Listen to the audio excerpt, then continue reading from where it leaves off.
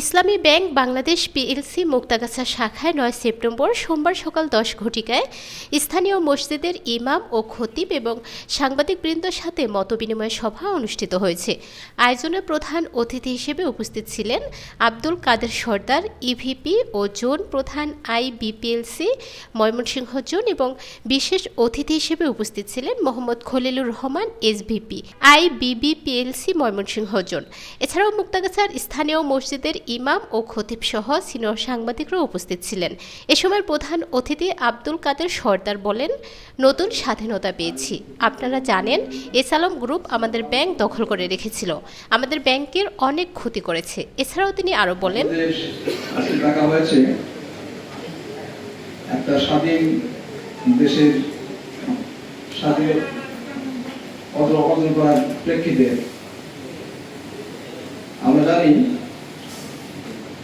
যে একটা জালিম সরকার আমাদের হয়েছিল 2017 সালে 5 জানুয়ারি। নিশ্চয়ই আপনারা জানেন আমাদের সরকারের মদতে আমাদের এসএলএম গ্রুপ এই ব্যাংকটাকে অনেক টাকা দখল করে নিয়েছিলেন। দখল করে নিয়ে যা হওয়ার তা হয়েছে।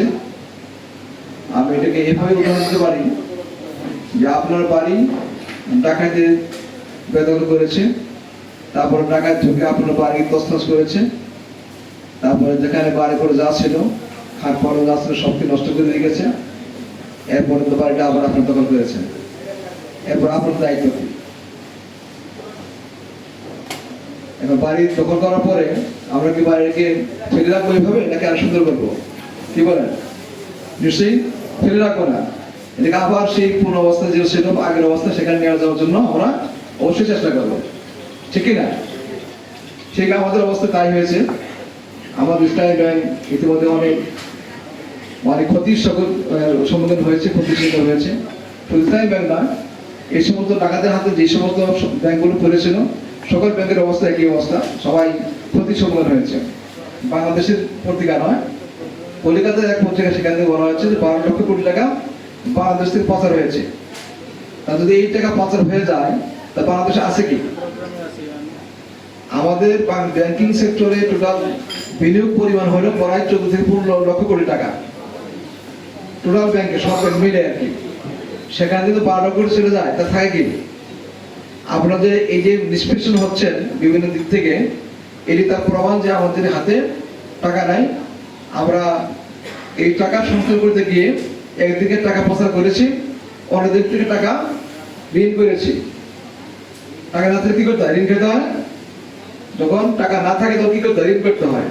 আবার ঋণ করেছে কত? 18 লক্ষ কোটি টাকা। বিশেষ অতিথি মোহাম্মদ খলিলুর রহমান বলেন, সম্মানিত সভাপতি, ব্যাংকের সম্মানিত অ্যাসিস্ট্যান্ট ভাইস প্রেসিডেন্ট, জোন থেকে আগত সিনিয়র ভাইস প্রেসিডেন্ট,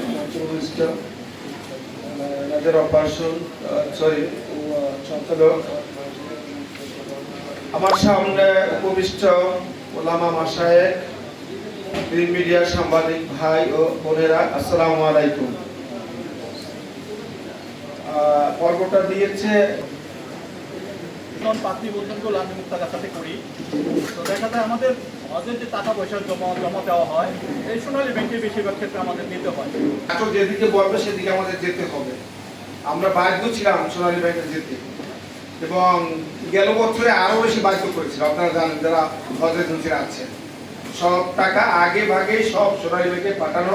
ইভেন কি আইব্যানের টাকাটা গেল বছর আমরা পাঠাতে পারিনি, সব সোনালী ব্যাংকে দিতে হবে তারা, নাকি আপনি তো এটা জানেন। আইব্যানের যে টাকাটা আমরা ইসলামী ব্যাংক থেকে বা অন্যান্য ব্যাংক থেকে পাঠানোর সুযোগ ছিল সেটাও গেল বছর সেই সুযোগটাও কেড়ে নিয়েছিল।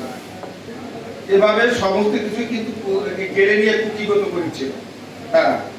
ব্র্যাক নিবন্ধনের যে ব্যাপারটা বলছেন, 4টি ব্যাংক এখানে সিলেক্ট আছে, এটা সরকার থেকে সিলেক্ট করে দেয় বা ধর্ম মন্ত্রণালয় থেকে বলে বাংলাদেশ গভর্নমেন্টের কাছে, সেখান থেকে ধর্ম মন্ত্রণালয় থেকে সিলেক্ট করে দেওয়া হয়। সেখানে ইসলামী ব্যাংক আছে। আমরা মনে করি ব্রাঞ্চ ইনকামেন্টে আমি বলবো যেখানে হজ নিবন্ধন এবং ব্র্যাক নিবন্ধনের টাকা জমা নেওয়ার জন্য আপনি আলাদা করে ডেস্ক রাখছেন কিনা, আলাদা ডেস্ক আপনাকে রাখতে হবে, এবং ওনাদের সার্ভিসটা আসার সাথে সাথে ওনাদের দিতে হবে। অন্য ব্যাংক, সোনালী ব্যাংক, রূপালী ব্যাংক, অন্য ব্যাংক যদি এই সার্ভিসটা দেয় প্রম্পটলি, তা আমরা ইসলামিক ব্যাংক যদি এই সার্ভিসটা তাড়াতাড়ি না দিতে পারি, তাদেরকে এটাকে প্যাট্রোনাইজ না করতে পারি, তাহলে আর পাবো কি? আমাদের দুঃখের তো এখানে, এটা তো নিয়ে খুব একটা দুঃখের কথাই পাওয়া যায়। যদি আমরা এই সার্ভিসটা খুব তাড়াতাড়ি না দিতে পারি, হজের টাকাটা আমার মুসলমান ভাইদেরকে আমি যদি প্যাট্রোনাইজ করতে না পারি, যেটা বিগত দিনে আমি পারি না ব্যবসা বাণিজ্য সুযোগ সুবিধা দিতে, বাধা প্রসঙ্গে আমার আসতে হবে। আমরা আজকে কথা বলি, আপনার এখানে প্রায় 200 কোটি টাকার ডিপোজিট এই মুক্তাগাছায়, 100 কোটি টাকা আমি ইনভেস্টমেন্ট করতে পারি, অথচ লোকের কিন্তু ডিমান্ড আছে, আপনার এই এলাকার লোকদের কিন্তু ডিমান্ড আছে, আমি তাদেরকে ব্যবসা বাণিজ্যের সুযোগ সুবিধা দিতে পারিনি। কেন দিতে পারিনি? একটা গোষ্ঠী টাকা এক জায়গায় নিয়ে গেছে, একটা গোষ্ঠী টাকা লোপাট করেছে, টাকা বাইরে পাচার করেছে, আপনাদের দিতে দেওয়ার মতো আমাদের সামর্থ্য নাই, আমাদের হাত পা বাধা ছিল। আমরা বিগত দিনের সমস্ত জায়গায় যদি আমরা টাকাটা ছড়িয়ে দিতে না পারি, অর্থনীতির ভাগ্যের টাকা পরিবর্তন করানো সম্ভব না। কারণ সবাই হাতে টাকা থাকতে হবে, টাকা প্রচলন ঘটাতে হবে, টাকার মানি সার্কুলেশন দিতে হবে, তাহলে কিন্তু ব্যবসা বাণিজ্যের উন্নয়ন ঘটানো যাবে না। লোকের ভাগ্যের পরিবর্তনের টাকা আমরা ভাগ্যের পরিবর্তন করতে পারবো না। সুতরাং এই জিনিসটা কিন্তু আমরা বঞ্চিত হয়েছিলাম বিগত দিনে। আমরা আশা করি এখন এই বঞ্চিত আপনারা থাকবেন না। আপনার এলাকায় যে টাকা আছে, আমরা এই এলাকায় আমরা বিনিয়োগ করবো, এই এলাকার ভাগ্যের উন্নয়নের জন্য আমরা কাজ করব। আপনারা এই ব্যাপারে আমাদের সহযোগিতা করবেন, আপনারা বিনিয়োগ নেবেন, আপনারা বিনিয়োগের জন্য সহযোগিতা করবেন। প্লাস যেটা আমাদের বলেছিলেন, বিনিয়োগটা আসবে তো একটা ডিপোজিটের থেকে, সেই ডিপোজিট কিন্তু আপনারা রেখেছেন, কম না কিন্তু, এত ছোট্ট একটা শাখা, একটা থানার ভিতরে 200 কোটি টাকা আপনারা বিনিয়োগ করেছিলেন, যদি ডিপোজিট রেখেছে। আলহামদুলিল্লাহ, আপনাদের অনেকের হাতে টাকা আছে, ধরে রেখেছে, আমরা দেখেছি, আমরা বলেছি যে আপনার টাকাটা দুশ্চিন্তা কাগজ ধরে নিয়ে হাতে রেখেছেন। টাকাটার জন্য আপনারা যখন ফোন দিয়েছি, উনি কিছু কথা বলেন নাই, হ্যাঁ না বা কোনো কিছু বলেন নাই, কারণ ওনার তো একটা টেনশন আছে, একটা আছে, আমার সঞ্চয়ের এতটুকু টাকা 2, 4, 5 লাখ 10 লাখ টাকা আছে, এই টাকাটা যদি আমার ব্যাংক থেকে আবার শেষ হয়ে যায়, তাহলে আমি খাবো কি, করবো কিছু বাকি। অনুষ্ঠানের শেষে দোয়া পাঠ করেন মুক্তাগাছা আব্বাসিয়া আলিয়া মাদ্রাসার অধ্যক্ষ মাওলানা মতিউর রহমান। ربنا ظلمنا أنفسنا وإن لم تغفر لنا وترحمنا لنكونن من